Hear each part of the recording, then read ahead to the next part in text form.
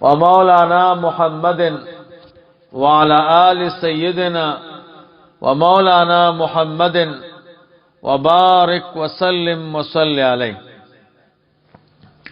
یو ملګری پښتنه کړي د ډیر خلک د سکای چرګ حلاله کی د خېټه نه ورته کلمی نه ایستلی او به ورته ګرمي کړي د پګرم او بو جوش بو کې واچي دا عمل روا ده کنه؟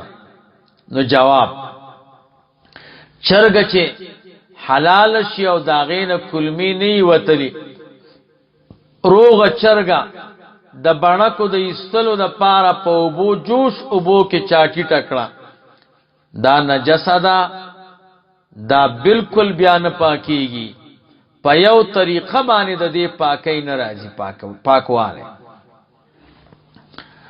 دا مسله الفقه الاسلامی لیکل ده، اول جلد صفحه 200 یو کم 50.